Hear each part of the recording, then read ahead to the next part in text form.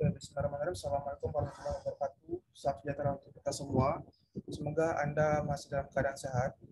Jadi untuk hari ini kita akan belajar tentang regresi data panel. Nah, jadi kalau Anda kemarin sudah belajar beberapa metode dasar di econometric, itu kemarin sudah saya jelaskan ada regresi berganda. Terus kita belajar time series, kita belajar ARIMA, kita belajar ARC, kita belajar VAR, vector output regression. Dan sekarang bagaimana ketika nanti datanya adalah data dalam bentuk panel. Nah, jadi ini adalah metode atau analitik data terakhir di mata kuliah econometric, yaitu regresi data panel.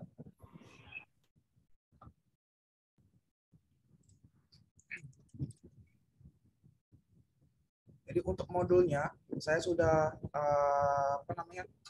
sampai di Mas, nanti Anda bisa membaca lebih detail lagi. Saya jelaskan dulu pengertian dari regresi data panel di sini. Nah, jadi gampangnya di sini ada keywordnya dua, yaitu time series dan juga cross section. Nah, jadi intinya adalah data panel itu adalah metode di econometric yang Anda dapat gunakan untuk menganalisis ketika dia ada dua informasi data. Itu data time series dan juga data cross section. Maksudnya apa? Data time series kan tentu Anda sudah ketahui, dia bersifat hari, dia bersifat pokoknya bersifat waktu lah gitu. Jadi misalnya paling gampang adalah inflasi, harga saham, kurs mata uang, SBI dan lain-lain gitu. Jadi kalau data time series tentu Anda sudah tahu ya. Jadi dia adalah data yang bersifat adalah dapat mengintegrasi waktu di sana gitu. Nah, apa itu cross section? Jadi kalau data cross section atau data silang, nah jadi dia lebih ke beberapa objek. Maksudnya apa? Maksudnya adalah ketika nanti ada beberapa pengamatan di beberapa lokasi gitu. Misalnya ada lokasi Jakarta, kita bisa lihat cross section-nya. Misalnya Jakarta antara 2010, 2011, 2012 atau Jakarta 2018, 2019, 2020. Jadi dia kan cross section gitu. Nah, jadi itu juga dapat katakan sebagai data silang atau cross section. Jadi observasinya bukan hanya dari region, tapi bisa dari responden atau juga bisa dari objek dari pengamatan kita gitu. Nah, itu adalah cross section. Nah, makanya gabungan dari antara time series dan juga cross section itu kita bisa gunakan untuk regresi data panel. Nah, jadi gampangnya seperti ini nanti datanya. Jadi datanya nanti akan tabel seperti ini. Jadi di sini ada observasi kita. Jadi ini adalah pengamatan tahunnya, bisa tahun ke-1 sampai tahun ke-T gitu. Dan ini adalah variabel-variabel kita. Nah, gampangnya seperti ini. Ini udah saya sampaikan di Mas, nanti Anda bisa lihat. Intinya begini. Jadi regresi data panel, nanti data Anda akan berbentuk seperti ini. Nah, misalnya di sini ada variabel PAD atau pendapatan asli daerah. Di sini ada data polling variabel jumlah penduduk. Di sini adalah polling variabel pendidikan.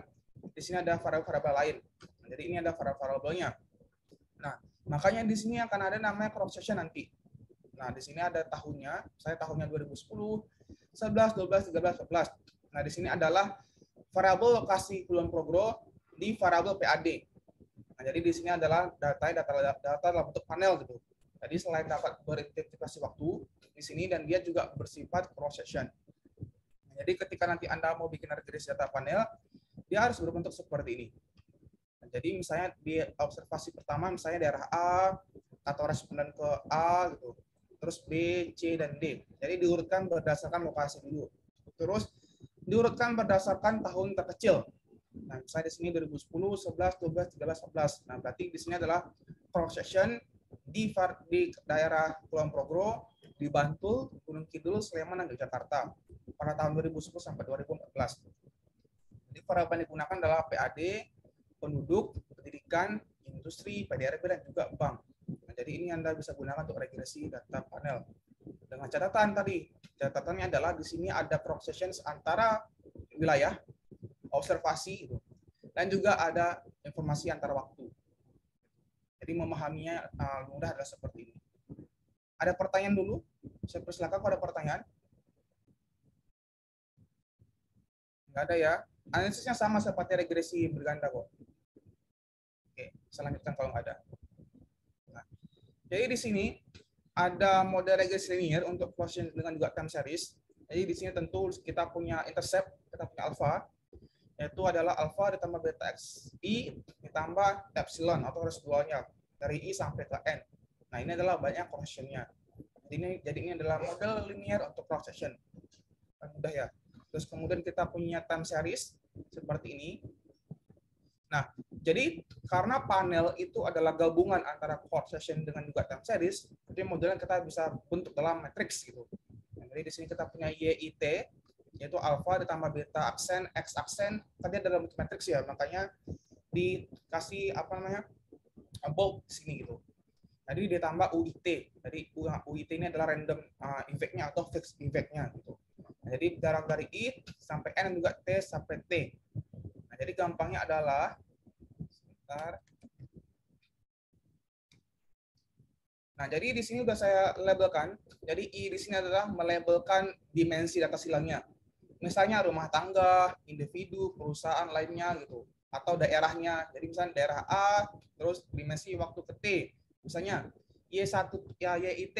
Tadi kan di sini kita ada datanya adalah data program misalnya. Terus ada data 2010 sampai 2014. Kita bisa bikin model sebanyak ini. Sebanyak 25 kotak kita gitu. Jadi nanti Anda bisa bikin misalnya YIT misalnya Y kelompok Bro 2010. Nah, modelnya apa? Jadi Anda bisa bikin model setiap tahun gitu. Jadi di sini dijelaskan ini adalah untuk dimensi data silangnya, observasi. T ini adalah waktunya. Misalnya dari 2010 tadi, 2011 seterusnya. Alpha ini adalah koefisien intercept atau koefisiennya gitu. Nah, beta ini adalah koefisien slope. Nah, jadi dia mengikuti berapa banyak variabel bebas Anda di koefisien slope. Nah, YIT ini adalah ubah tak bebas dari unit individu ke I sampai waktu ke T. Dan XIT adalah ubah bebas untuk unit individu ke I dan unit waktu ke T. Nah, jadi ini adalah model umum untuk regresi data panel. Nah, bagaimana untuk mengestimasi parameter? Nanti Anda bisa menyesuaikan. Kalau Anda mau ganti dengan estimasi lain boleh, tapi lebih commonnya adalah kita bisa gunakan OLS. Karena kita ingin dapatkan estimasi blue, Bayes linear unbiased estimation. Nah, atau kalau Anda ingin gunakan skripsi untuk gunakan Bayesian, terserah. Jadi Anda bisa menyesuaikan estimasi apa yang akan Anda ingin gunakan. Atau Anda ingin gunakan PLS atau partial square juga nggak masalah. Tapi paling gampangnya adalah kita bisa menggunakan OLS di sini. Nah, jadi gampangnya adalah atau mudahnya adalah karena dia kan dapat mengikuti OLS ya. Tentu asumsinya sama seperti regresi berganda. Harus terpenuhi autokorelasi, heteroskedastisitas, dan seterusnya. Kita harus menunjuk juga parameternya. Gitu. Nah, jadi di sini ada beberapa metode atau estimasi, ada namanya common effect, ada namanya fixed effect, dan juga random effect. Gitu. Nah, biasanya kalau dikatakan common effect, dia dapat menggabungkan data itu, tapi dia tidak bisa melihat antara perbedaan dari individunya atau antar waktu. Gampangnya nanti kan kita ada uji dulu ya, misalnya CFEM dan juga FEM dan REM. Gitu, nanti saya jelaskan lebih detail lagi nanti. Nah, tapi intinya adalah setiap random effect itu dia terdiri dari 3 model, yaitu common effect, fixed effect, sama random effect. Perbedaannya adalah bagaimana ketika metode itu kita gunakan dapat menginterpretasi dari masalah kita. Nah, di sini kan kalau common effect, dia dijelaskan tidak dapat dilihat perbedaan baik antar individu maupun antar waktu. Nah, jadi misalnya kalau metode terbaik adalah metode SEM atau CEM tadi, dia tidak bisa menjustifikasi dengan baik perbedaan antar waktu dan juga antar lokasi. Kenapa demikian? Bisa jadi karena memang variabel ini tidak bisa digunakan untuk menginterpretasi perbedaan antara lokasi-lokasi tersebut. Nah, makanya mungkin metode CEM tidak bisa digunakan. Nanti berbeda lagi ketika kita gunakan fixed effect, BEM juga REM. Nah, jadi kalau nanti fixed effect berarti dapat kita asumsikan bahwa semua variabel kota di sini mempunyai satu variabel fix gitu. Jadi satu variabel konstan yang bisa kita gunakan untuk diinterpretasikan. Nah, berbeda nanti kalau kita buat dengan random effect. Kalau dia ada kata-kata random, nah tentu berarti dia di sana ada dampak dari randomnya. Jadi itu adalah untuk interpretasi apakah unit observasi kita itu bisa digunakan secara umum dari data panel. Nanti Anda bisa gunakan CEM, FEM, ataupun REM. Nah, jadi saya ulangi lagi, kalau CEM atau common effect, jadi digunakan untuk perbedaan. Jadi dia tidak dapat dilihat perbedaannya baik antara individu maupun antar waktunya gitu. Karena dia di sana adalah common effect. Jadi kita bisa gunakan common effect. Nah, nanti di sini ada modelnya, nanti Anda bisa gunakan. sama seperti tadi ya. Jadi di sini adalah mengikuti kalau UIT berarti dia common effect gitu. Dengan rumus seperti ini. Nanti di sini ada estimasi parameternya, Anda bisa baca lebih detail lagi nanti. Cara untuk menurunkannya di sini saya sudah berikan. Di sini karena dia dalam bentuk matriks ya.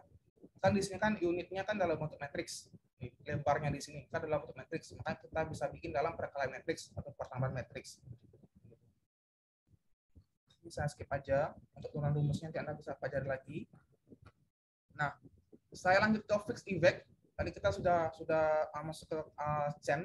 Tapi kalau di sini adalah fixed effect adalah digunakan ketika di sana ada intercept dan juga koefisien yang dianggap konstan. Nah, ini kan saya sudah sebutkan tadi ya. Berbeda dengan common, fixed sama random. Kalau common dia tidak bisa diinterpretasi bahwa dia ada dampak antara panel dari antara observasinya. Kalau fixed berarti dia ada satu nilai atau ada beberapa nilai yang bisa diasumsikan bahwa dia konstan untuk digunakan untuk pemodelan di data panel. Jadi kalau random nanti mungkin dia ada beberapa variabel atau beberapa regresor atau intercept yang dia dianggap random gitu di beberapa unitnya. Jadi itu adalah perbedaan ketika nanti Anda gunakan panel ya. Gitu. Nah, jadi di sini kalau untuk melihat apakah dia ada unit cross section dan juga time series-nya, kita bisa memasukkan variabel dummy-nya untuk melihat bagaimana perbedaan nilai parameternya. Jadi kita bisa gunakan namanya fixed effect di sini. Nah, sama modelnya seperti tadi, kita punya YIT, alpha I, kita punya variabel beta di sini karena dia dalam bentuk vektor, jadi menyelesaikan berapa banyak observasinya, ada beta aksen, x aksen IT tambah UIT. Nah, tadi hati-hati di sini saya sebutkan bahwa pendekatan yang sering digunakan adalah untuk melihat bagaimana intercept antara cross section ataupun dalam koefisiennya adalah dalam unit cross section. Nah, kita bisa gunakan VEM gitu di sana. Nah, di sini nanti kita bisa bikin dalam bentuk matriks. Kita variabel Y-nya apa saja. Kita mulai dari E-nya adalah konstan di sini karena kan dalam bentuk diagonal ya, berarti dia harus nilainya 1 di situ. Jadi nanti Anda bisa bikin dalam bentuk matriks seperti ini. Kita skip dulu. Ini untuk pembuatan rumusnya, nanti Anda bisa lihat lebih detail. Nah, yang terakhir adalah random effect. Jadi, random effect ini kita bisa digunakan ketika model chain tidak bisa digunakan, dan model FEM tidak bisa kita gunakan gitu. Nah, jadi ketika model chain dan FEM tidak bisa digunakan, kita bisa menganalisis dengan residualnya. Jadi di sini saya sebutkan bahwa untuk mengestimasi masalah ini dapat digunakan variabel residual yang dikenal dengan model random effect atau RAM. Nah, pada model RAM diasumsikan bahwa alpha I merupakan variabel random dengan min alpha 0. Sehingga intercept dapat nyatakan sebagai alpha I adalah alpha 0 ditambah epsilon I dengan EI merupakan random yang mempunyai min 0 dan varians dari sigma. Nah, di sini agak di sini adalah interpretasi dalam model random effect. Jadi selain model CHEM, FEM, dan terakhir kita bisa gunakan random effect. Nah, bedanya adalah di sini, kalau Anda lihat di atas tadi kan dia ada U, ada E. Nah, tapi kalau random effect, dia ada bobot, ada W di sini. Itu WIT ini adalah gabungan antara EI dan juga UIT. Jadi kalau Anda ingat di atas kan kita ada epsilon I. Terus di model fix kita ada U. Nah, kalau di random kita punya W. Jadi W ini adalah gabungan antara si CHEM dan juga gabungan antara si FEM. Jadi gabungan CHEM antara FEM itu adalah model RAM. Jadi ini adalah kita bisa gunakan. Atau kalau Anda baca beberapa papernya, RAM ini atau random effect ini juga disebutkan model ECM atau error component model diagrammetric. Jadi namanya juga sama seperti ECM. Nah, sama untuk estimasi nanti Anda bisa baca lebih detail lagi. Saya skip aja. Nah, jadi di sini bagaimana ketika nanti Anda menggunakan CHEM, FEM atau RAM? Nah, itu nggak sembarangan. Ada uji asumsinya. Itu namanya nanti di sini ada uji Chow dan juga uji Hausman. Nah, nanti Anda bisa menguji dulu. Ngapain gini? Uji Chow digunakan untuk CHEM, FEM. Nah, Hausman untuk digunakan untuk FEM dan RAM. Jadi, gampangnya adalah Anda harus uji dulu ketika dia ada dampak common effect atau ada dampak fixed effect. Nah, berarti Anda gunakan uji Chow. Nah, berarti kalau udah terbaik adalah model common effect, Anda nggak usah gunakan fixed effect itu. Nah, tapi kalau ketika di uji Chow ini Anda dapatkan adalah model fixed effect yang terbaik, nah makanya Anda harus lanjut ke uji Hausman. Jadi gampangnya adalah common effect dulu Anda analisis, terus fixed effect, baru terakhir ada random effect. Nah, jadi gampangnya kalau chow test ini untuk menguji antara si common effect dan juga fixed effect. Ala Hausman digunakan untuk fixed effect dan juga random effect. Jadi itu adalah dua uji yang berbeda. Nah, jadi di sini ada hipotesisnya. Oh ya, untuk model chow test ini atau uji chow ini, jadi kita asumsikan bahwa setiap unit cross sectionnya memiliki perilaku yang sama atau cenderung tidak realistis mengingat dimungkinkannya dari setiap unit cross section yang berbeda gitu. Jadi kita anggapnya bahwa dia homogen atau dia memiliki informasi yang sama di sana. Jadi kita bisa gunakan uji untuk common effect-nya. Dengan cara apa? Ini ada hipotesisnya, yaitu H0-nya adalah alpha 1, alpha 2 sampai alpha n. Dan ini adalah model common effect kita. Dan H1-nya adalah sekurang-kurangnya ada satu intercept alpha i yang berbeda. Nah, kita akan dapat diuji model fixed effect-nya. Gitu. Jadi kalau H1 yang diterima, berarti yang terbaik adalah model fixed effect. Kalau H0 yang diterima, berarti yang terbaik adalah model common effect-nya. Nah, dengan cara apa? Dengan cara dia masih multi distribusi F di sini. Nah, nanti akan ada akan ada output-nya, entah di F apa di arah Anda gunakan. Nah, jadi perhitungan adalah seperti ini. Jadi yang pertama adalah uji chow untuk menguji antara CHAM dan juga antara FEM. Nah, terus yang terakhir di sini ada namanya uji Hausman. Jadi setelah saya sampaikan tadi, ketika nanti Anda uji untuk uji chow dulu untuk antara common dan juga fix, ketika fix yang terbaik, nah Anda nggak boleh berhenti. Anda harus lanjut ke uji Hausman gitu untuk melihat bagaimana ketika dia ada fix atau random. Kalau di uji chow, kalau sudah terpenuhi asumsi common effect-nya, Anda nggak usah lanjut ke uji Hausman gitu. Jadi itu prosedurnya untuk di evaluametric. Jadi yang terakhir adalah uji Hausman. Jadi membandingkan antara fixed effect dan juga random effect. Gitu. Jadi kita bisa digunakan untuk uji Hausman di sini. Dengan cara apa? Di sini ada hipotesisnya, yaitu H0-nya adalah korelasi antara XIT dan juga UIT adalah 0. Jadi dia adalah model random effect-nya.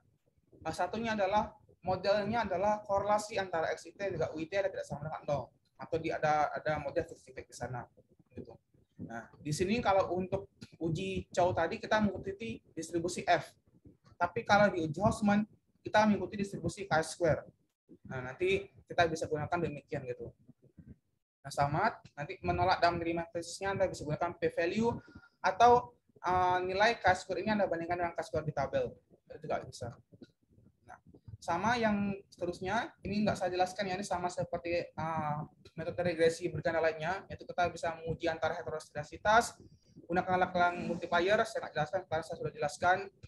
Di sini kita bisa gunakan uji Charcot-Bera untuk normalitas, atau Anda bisa gunakan Kolmogorov-Smirnov.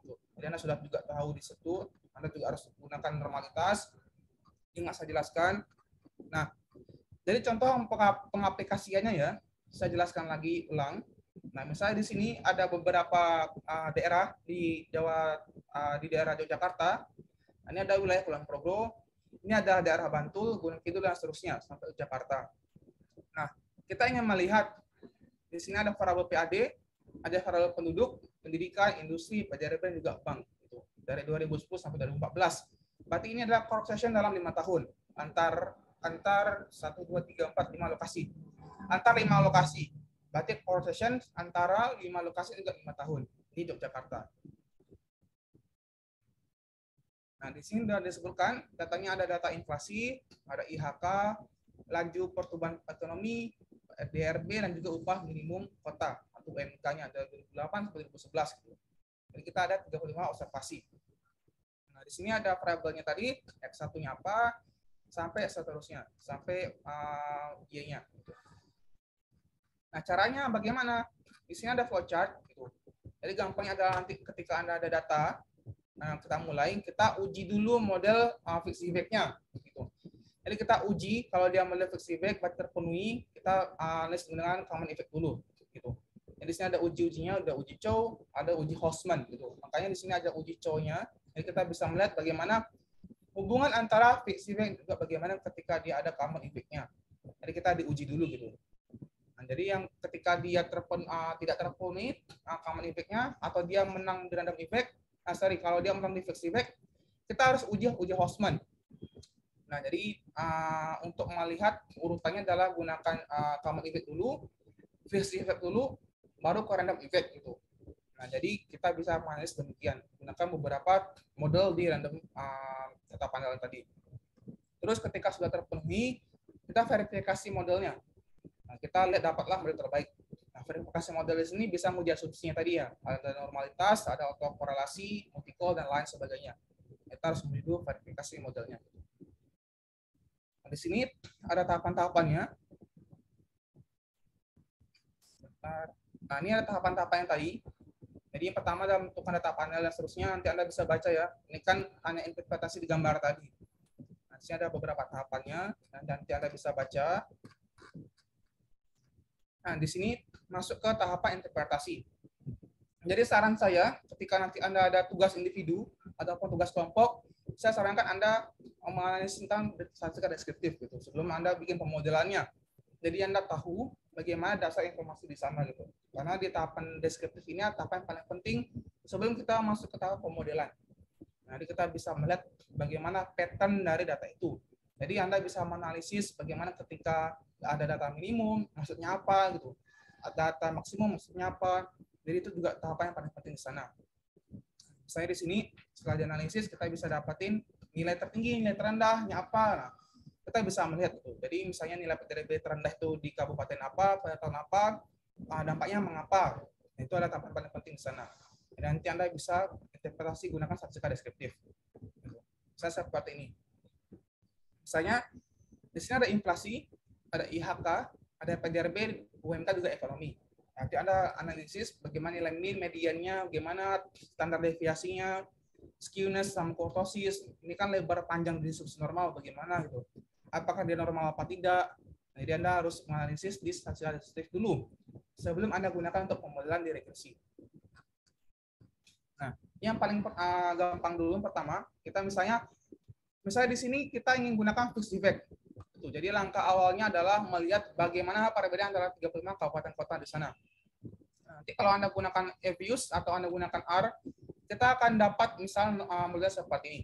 Jadi kita ada koefisiennya, ada IHK, PDRB, UMK, dan ekonomi. Nah, tahapan paling awal dulu adalah Anda lihat dulu di uji T ini. Jadi ketika nanti Anda dapatkan, Anda lihat dulu uji T ini variabelnya signifikan apa tidak. Jadi kalau tidak signifikan, maka tidak bisa Anda gunakan untuk pemodelan.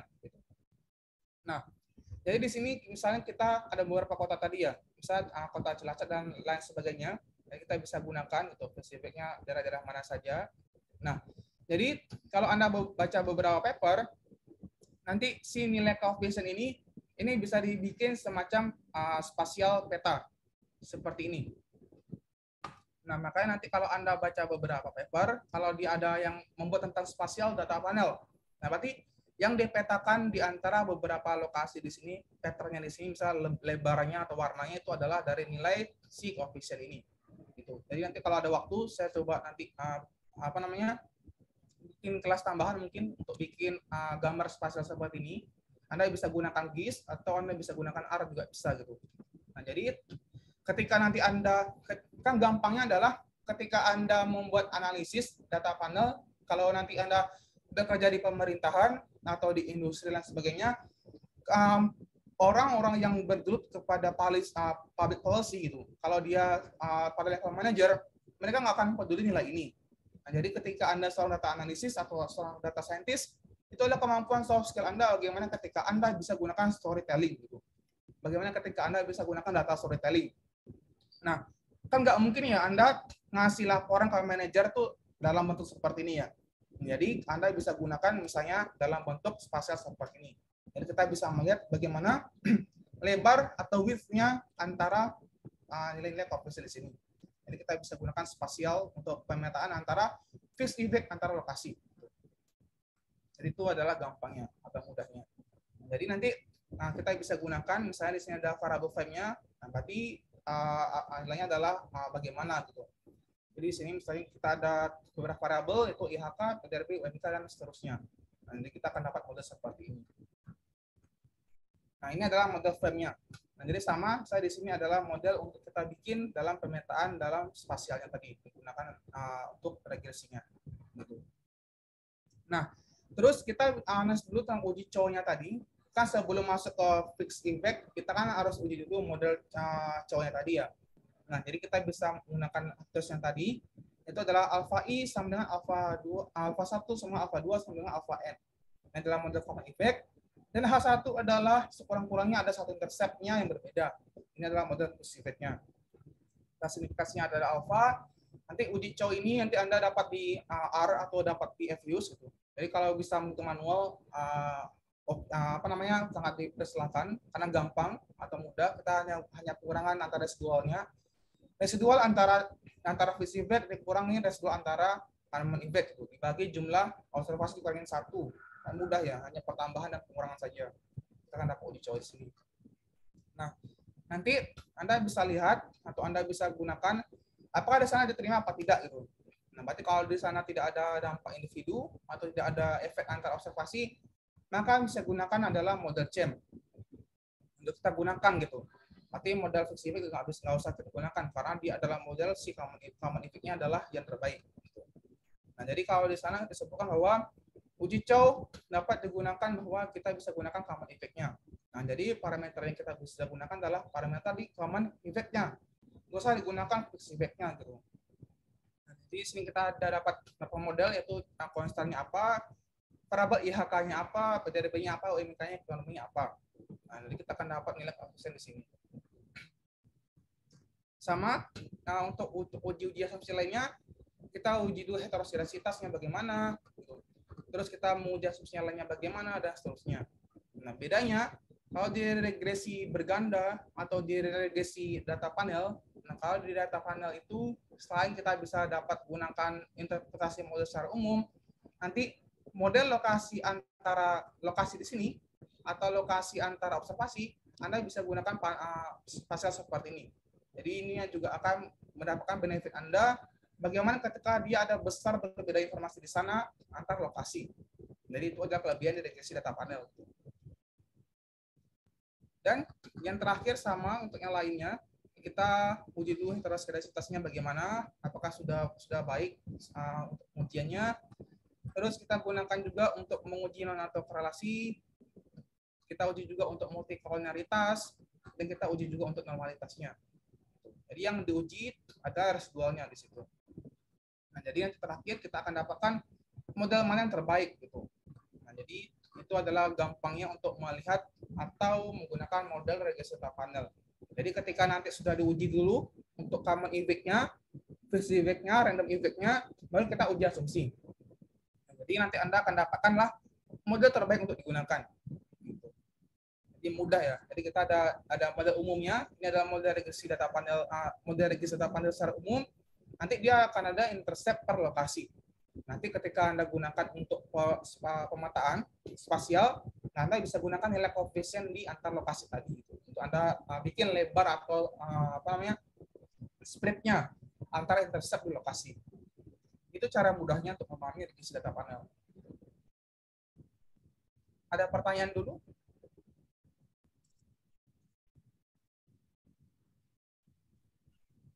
Pak, saya izin bertanya, Pak. Apa, Mas Rehan? Yang saya lihat di yang skemanya itu, kalau misalkan uji Hausmann-nya tidak lolos juga, itu langsung verifikasi modelnya, maksudnya emang nggak masalah gitu, Pak? Itu gimana, Pak? Gini, Mas Rehan. Kan kalau untuk menggunakan model effect, phase effect sama random effect kan dia harus bertahap ya. Jadi pertama uji cow dulu. Kalau uji cow-nya disampaikan bahwa dia sudah cukup di common effect, Anda nggak usah sampai ke random effect gitu. Jadi kalau uji cow-nya yang mana adalah fixed effect, nah Anda harus lanjut ke uji Hausmann untuk melihat apakah dia fix, apakah dia ada random gitu. Jadi gampangnya kalau dia udah common effect, udah nggak usah lanjut ke fix, nggak usah lanjut ke random gitu. Mengerti? Ya kalau yang kan kalau Hausmann itu kan yang kalau nggak salah yang random effect itu kan yang itu. Ya Hausmann sama fix. Ya, saya fix. Itu berarti kalau misalkan dia ternyata modelnya nggak common terus nggak random juga nggak masalah gitu, bisa verifikasi gitu ya? Nggak boleh, Mas. Dia kalau mau gini loh, Kalau kita gunakan model random, berarti dia modelnya nggak common atau model nggak fix. Nah, sebelum kita bisa justifikasi itu, kita harus ngasih bukti dulu kalau di uji cow tadi emang nggak terpenuhi. Nah, jadi nggak bisa langsung ke dapat model random effect-nya gitu. Memang random effect adalah model yang digunakan ketika si common itu nggak bisa kita gunakan atau fix itu kita nggak bisa kita gunakan gitu. Nah, kita bisa gunakan random. Tapi nggak boleh langsung gunakan random. Jadi kita harus uji dulu asumsinya tadi satu-satu. Oh ya, oke, common ya, oke. Mungkin sama ini aja sih Pak. Kalau bedanya kayak regresi yang sekarang ini sama yang kemarin tuh apa namanya, vector autoregresi itu beda tujuannya apa ya Pak? Berbeda. Kalau untuk di data panel yang seperti ini yang kita uji adalah datanya. Nah, kalau VECM itu vector error correction model itu ada residualnya, Mas.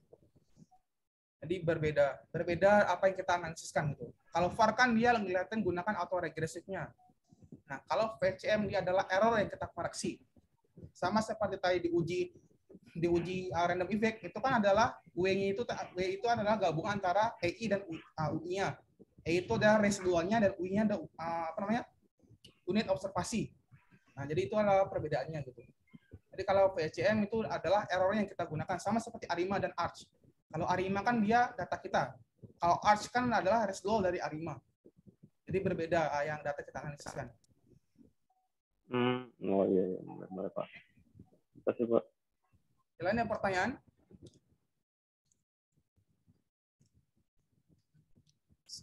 Pak mau tanya, berarti yang si uji Chow sama Houseman-nya itu duluan dibandingkan yang kayak heterogenitas gitu-gitunya ya Pak? Betul. Kita harus uji dulu, nanti model common dulu, fix dulu, bawa random dulu.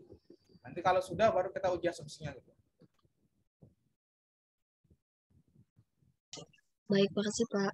Oke, ini codingnya ada di sini. Ini mudah sekali, cuma beberapa baris ya. Punyanya mahasiswa IPB. Nah, di sini adalah library-nya adalah 5 nanti Anda bisa gunakan di sini. Nanti misalnya data digunakan di adalah data Indonesia, di sini ada Aceh dan lain-lain sebagainya. Jadi kalau yang punya saya itu kan data Yogyakarta. Dari tahun 2011 sampai 2015. Nah, di sini ada data Aceh. Setahu saya ini provinsi ya, 33 atau 34 di sini.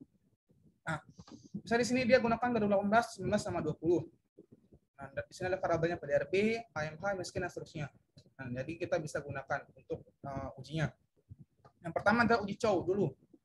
Jadi di sini gampang, cuman satu baris doang codingnya. Dibandingkan Anda gunakan FIS ya, filternya ribet. Nah, di sini kita harus merunningkan tiga coding ini. Yaitu common itu adalah PLM antara variable dependent sama variable dependentnya apa, datanya apa, dan kita gunakan model pooling. Inilah untuk model common effect-nya. Nah, nanti ketika di FIS effect, kita gunakan modelnya adalah within. Jadi ketika Anda gunakan model untuk data panel, Anda harus lihat dulu di package yang tadi ya. Jadi mungkin setiap package berbeda mungkin untuk pemodelannya.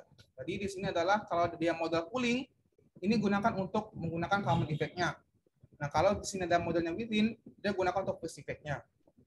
Nah, jadi untuk menguji dulu di Chow-nya, kita gunakan pool test di sini. Membandingkan antara residual antara common effect dan juga bagaimana residual antara fixed effect-nya. Kan cuma 3 baris. Nanti Anda akan dapatkan nilainya adalah F-nya berapa. Anda bisa bandingkan ke F-tabel ataupun P-value. Nah, misalnya di sini ada P-value-nya. Berarti kalau kita dapat nilai sekian, berarti hanya ditolak. Berarti dapat sampaikan bahwa fixed effect lebih baik digunakan daripada model common effect-nya. Nah, jadi kan di sini kan kalau sudah topik ada fixed effect, berarti kita harus lanjut ke random effect-nya. Gitu. Kalau yang terakhir udah common effect, Anda nggak usah ribet-ribet uji Houseman. Gitu. Karena model common aja udah cukup mewakili atau cukup digunakan untuk interpretasi gitu. Nah, di sini lanjut uji Houseman. Nah, jadi kalau uji Houseman sama yang saya jelaskan tadi untuk mengetahui apakah terdapat efek acak atau efek randomnya antara data panel tadi. Nah, H0-nya adalah model effect, H1-nya adalah model fixed effect-nya. Nah, sama seperti tadi di sini kalau fix kita gunakan built-in. Kalau random kita gunakan model random. Jadi kalau common kita gunakan pooling. Kalau fix kita gunakan within. Kalau random kita gunakan random. untuk di package data panel. Nanti sama untuk pengujiannya kita gunakan PH test atau Hostman test. Nah, di sini ada p-value dan juga ada chi-square. Jadi kalau chi-square Anda gunakan untuk chi-square tabel dibandingkan. Jadi kalau seperti ini kita bisa gunakan bahwa hal mana ditolak. Berarti model random effect adalah model yang lebih baik digunakan untuk data ini. Jadi kalau fixed effect udah terbaik, Anda harus uji dulu apakah dia fix, apakah dia ada random gitu.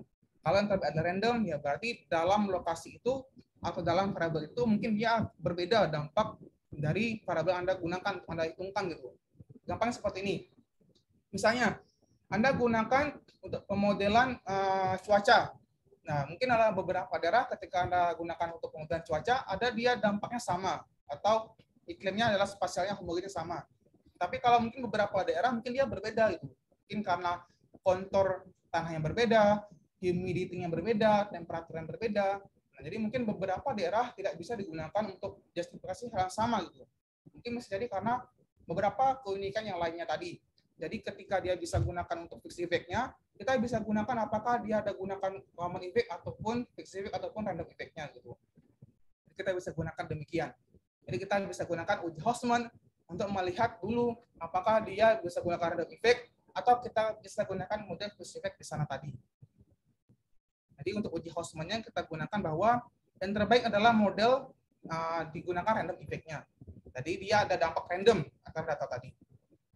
Terus ini kita bisa menguji dulu untuk menguji Bruce-Pagan test. Gitu. Nah, jadi di sini untuk melihat apakah dia ada dampak waktu antar individu tadi di dalam data panel. Ini hanya uji tambahan saja ya. Kita bisa melihat apakah benar ada dampak waktu di sana.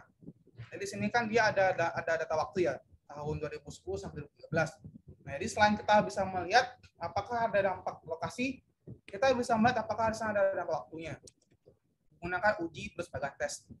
Jadi sama di sini misalnya gunakan adalah mode random, nanti kita gunakan yang adalah mode random di sini. Kita bisa gunakan log-lining multiplier ya. Saya sudah jelaskan di modul tadi gitu. Kita bisa gunakan demikian. Sama pembuat modelnya, kita dapat modelnya terbaik apa nanti di sana. Nah, ini kita dapat intercept tadi. Jadi di sini kita akan dapat model intercept umumnya dan gunakan ini. Nah, jadi kalau nanti Anda ingin membuat pemetaan spasial, Anda bisa gunakan coefficient antara lokasi tadi. Jadi ini yang akan Anda bisa gunakan untuk pemodelan seperti ini. Jadi nanti kalau Anda mau bikin skripsi tentang data panel, saya sarankan nanti outputnya jangan hanya tabel begini gitu. Kan ini kan useless ya untuk dibaca atau mungkin nggak mempunyai berarti yang banyak. Jadi Anda bisa gunakan spasial seperti ini untuk melihat perbedaan atau splitnya antara coefficient tadi. Gitu. Nah, terakhir untuk pengujian model sama untuk regresi berganda, homosklarisitas atau korelasi, terus residual bersifat normal dan seterusnya. Jadi kita harus punya asumsi resena tadi itu. Dan terakhir adalah interpretasi. Kita bisa lihat bagaimana interpretasinya interpretasinya antara setiap lokasinya bagaimana.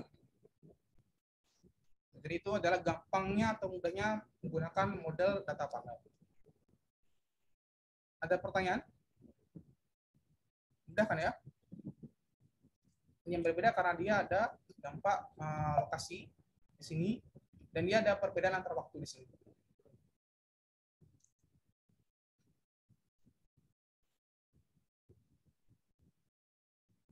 Ada pertanyaan? Kalau nggak ada pertanyaan, saya jelaskan tugas individunya.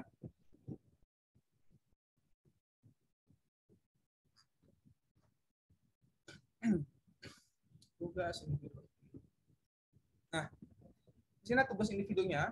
Jadi nanti Anda diminta untuk membuat makalah gunakan data panel. Jadi Anda bisa gunakan data dari mana saja. Anda bisa gunakan data dari BPS, OJK, Kemenq ataupun lainnya gitu. Terserah gunakan apa aja boleh. Kalau saya gunakan data di BPS Jakarta. Jadi kita bisa gunakan informasi yang ada di sana. Jadi Anda bisa gunakan BPS lebih mudah. Nah, nanti Anda harus lampirkan yang pertama adalah makalah. Makalahnya dalam maksimal 2 halaman di sini untuk dalam pendahuluannya, nggak usah banyak-banyak, 1 halaman juga udah cukup. Yang kedua adalah metodenya, maksimal 2 halaman juga. Ya, yang paling penting adalah di sini. Yang paling penting adalah analisis pembahasannya. bagaimana ketika nanti Anda gunakan data cleaningnya, ketika Anda lihat outlier detection-nya, atau seterusnya gitu. Jadi saya akan nilai ketika Anda gunakan statistika deskriptifnya untuk menginterpretasi data dari data set Anda gitu. Terus analisis dan akurasinya. Dan juga kesimpulan dan saran. Nah, untuk analisis pembahasan dan kesimpulan saran ini nggak ada minimum halaman. Jadi sebanyak mungkin Anda bisa gunakan itu atau sefisien mungkin. Yang penting Anda bisa jelaskan dengan baik. Jadi nanti Anda lampirkan dalam makalahnya, datasetnya, outputnya, gunakan R coding ataupun FUs terserah Anda. Dan keempat adalah surat nyata individu kalau kalau makalah yang Anda kumpulkan adalah makalah yang orisinil atau bukan dari hasil plagiarism gitu. Jadi sini ada poin-poinnya adalah permukaan masalah, kreativitas dataset 25%. Saya akan nilai processing datanya ketika Anda gunakan data cleaningnya gitu. Ketika ada outliernya bagaimana, analisisnya akurasinya 5%. Dan juga adalah bagaimana ketika Anda bisa menjelaskan bagaimana rekomendasinya. Jadi kalau Anda gunakan dataset pendidikan, saya sarankan Anda analisis kira-kira bagaimana rekomendasi ke depannya bagaimana gitu. Misalnya Anda bisa bahas tentang bagaimana peraturan pemerintah, atau Anda bisa bahas tentang SDGs atau pembangunan berkelanjutan pada poin keberapa gitu. Jadi itu akan saya akan saya nilai. Jadi kalau saya berpikir bahwa makalah ini sudah cukup untuk mewakili nilai UAS Anda, presentasi Anda nanti, berarti nanti saya bisa sampaikan mungkin nggak usah uji UAS untuk manualnya itu, untuk uji UAS-nya. Jadi saya sarankan Anda bisa mengerjakan dengan baik untuk di pemakalah ini. Sampai sini ada pertanyaan dulu. Mau nanya, maaf. Kata Mas Hani. Ini Pak, jadi nanti akan ada UAS, akan ada UAS-nya itu tergantung dari nilai individu ini ditambah nilai kelompok nanti ya Pak? Ya betul. Oke. Baik Pak, terima kasih Pak. Lainnya pertanyaan? Mudah ya, kan cuma dirunningkan aja ini. Terus yang paling penting adalah datanya tadi. Jadi saya lihat bagaimana ketika Anda bisa memilih tahun, terus variable tadi itu. Mungkin kalau Anda mau, Anda bisa gunakan data-data COVID. Kan mungkin dalam beberapa daerah kan ada beberapa perbedaan antara tingkat kematiannya, jumlah vaksinasi, terus tingkat kesembuhannya, Anda bisa gunakan itu data COVID. Jadi kita bisa gunakan untuk data panel juga. Misalnya dalam provinsi apa? Misalnya Anda gunakan satu provinsi aja. Misalnya di Jakarta. Itu kan Anda bisa gunakan panel ya, Jakarta Timur dan seterusnya. Bahkan kalau Anda gunakan misalnya dalam lingkup Jakarta Timur, Anda bisa puring dalam level kabupaten gitu, atau dalam level kecamatan. Nah, jadi Anda bisa bikin panelnya dalam level kecamatan itu juga boleh. Jadi nggak hanya provinsi aja kok. Atau gampangnya adalah misalnya penjualan kopi. Misalnya Anda mungkin ada beberapa Anda misalnya punya usaha kopi. Nah, nanti Anda bisa breakdown misalnya penjual kopi untuk lokasi A, B, C, dan D. Nah, itu kan juga dalam bentuk panel ya. Misalnya tahunnya adalah dalam bentuk bulanan juga boleh, atau harian juga juga boleh gitu. Misalnya penjualan kopi daerah A untuk hari pertama, penjualan kopi daerah B untuk hari kedua. Kan itu juga adalah bagian dari data panel. Gitu. Nah, makanya maksud saya adalah datanya terserah Anda, yang penting kreatif. Gitu. Makanya di sini saya nilai adalah kreativitasnya bagaimana. Oke. Ada pertanyaan sampai sini?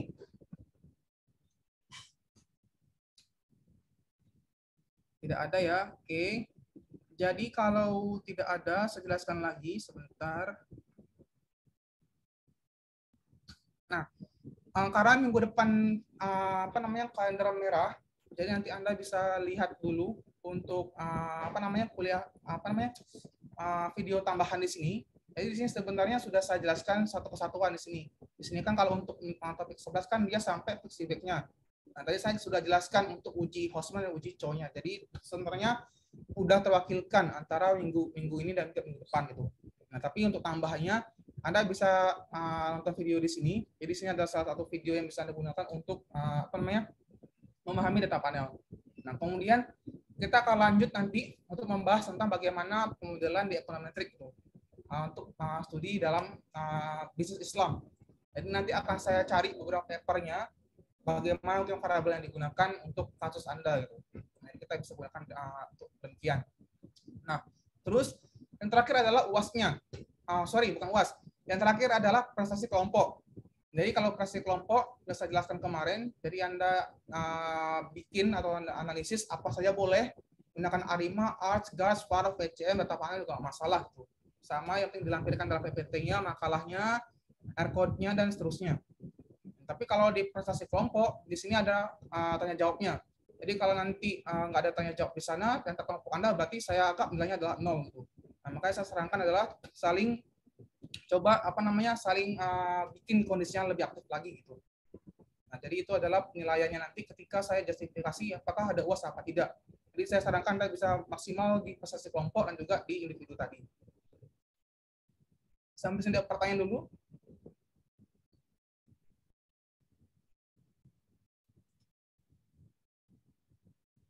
Cukup jelas ya?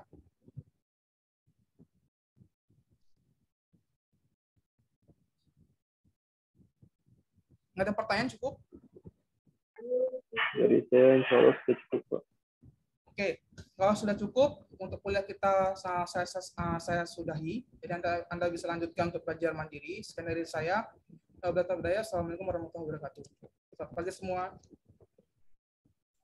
Terima kasih, Pak. Selamat pagi, Pak. Terima kasih, Pak. Terima kasih, Pak.